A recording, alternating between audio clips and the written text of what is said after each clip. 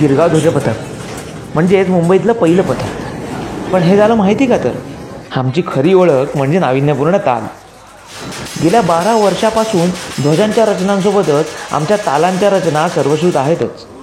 हे त्याविषयीच थोडंसं.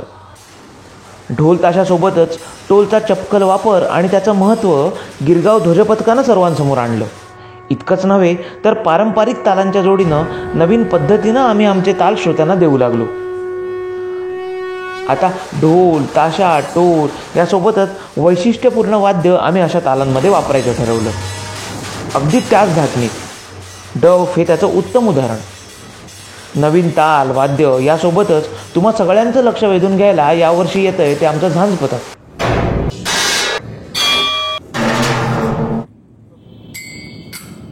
तसंच नवीन वाद्याची साधना कायमच आहे. आणि तसा आणखी एक प्रयत्न घेऊन येतोय ते म्हणजे टाळ. यावेळी वारकरी संप्रदायाचे टाळ आपण ढोल ताशांच्या हातात देतोय. साथीला डफ आहेच, पण टाळांचा मधुर नाद आणि ढोल ताशांचे ताल हा सुवर्णकांचन योग आम्ही साधायचा प्रयत्न केला आहे आविष्कार या तालाच्या माध्यमातून. विठुरायाचे आशीर्वाद सोबतीला आहेतच. तुमची उपस्थिती म्हणजेच आमचं बळ. तेव्हा आमच्या ताफ्यात अजून एका कलेचा, अजून एका वाद्याचा श्री गणेशा करायला आम्ही आपली वाट पाहतोय गुढीपाडव्याच्या शुभमुहूर्तावर.